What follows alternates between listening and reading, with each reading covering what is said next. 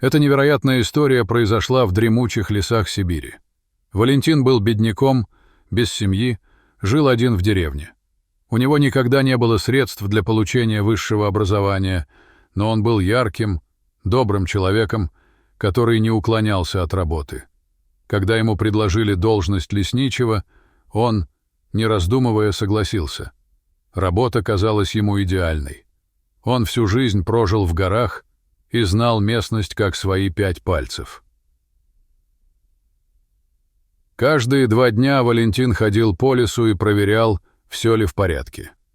Однажды зимним утром, совершая обычную прогулку, он наткнулся на нечто, что навсегда изменило его жизнь. В тот день лес был покрыт толстым слоем снега, и Валентину приходилось каждые несколько шагов останавливаться, чтобы отдышаться.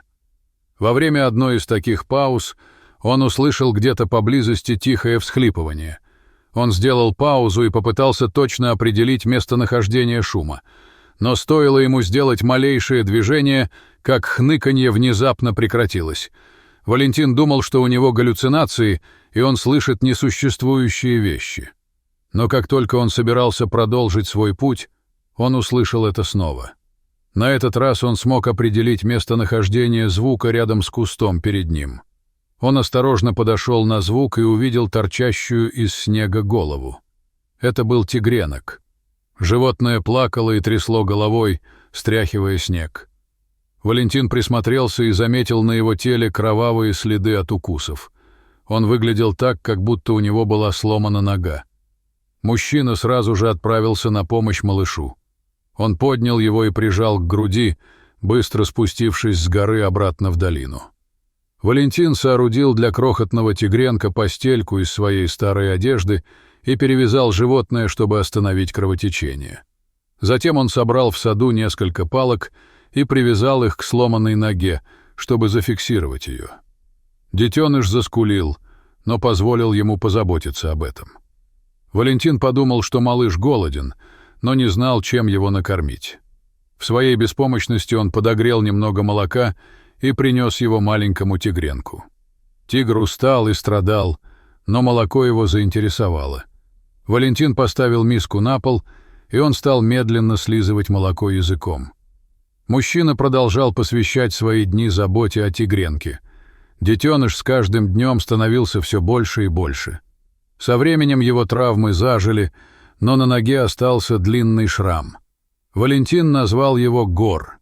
Через 6 месяцев хрупкий детеныш превратился в величественного тигра. Гор часто сопровождал Валентина в его походах в горы. Во время этих прогулок Валентин замечал, как Гор резвится и играет в траве, как гигантский домашний кот. Лесник был счастлив, что тигр окреп. Однако он знал, что Гор все же дикое животное и не создан для жизни в неволе. Валентину пришлось принять непростое решение. Мужчина отвел хищника в лес и попрощался с ним. Но когда он отправился в путь, тигр последовал за ним, как это было в течение последних 6 месяцев.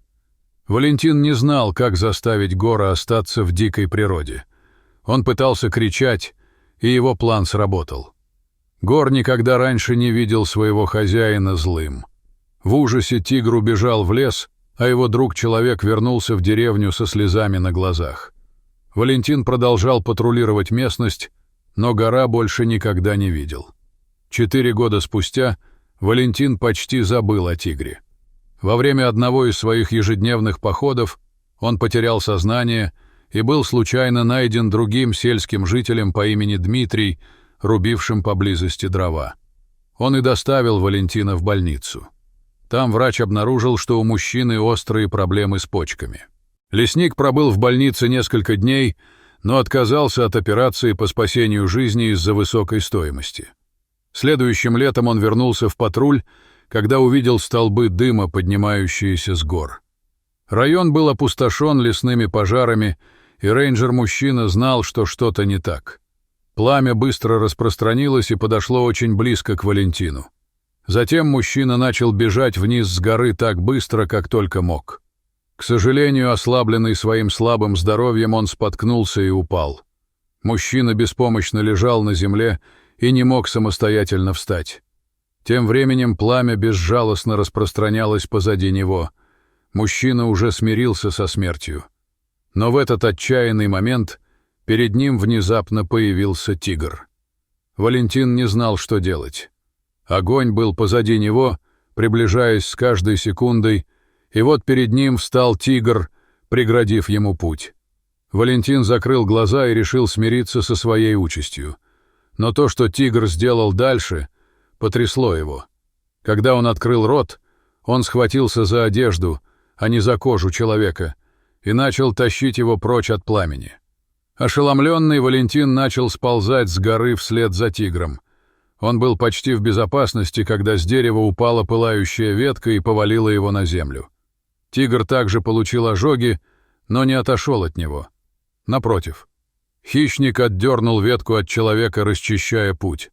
Он был сбит с толку поведением тигра, но сейчас было не время сомневаться в его намерениях.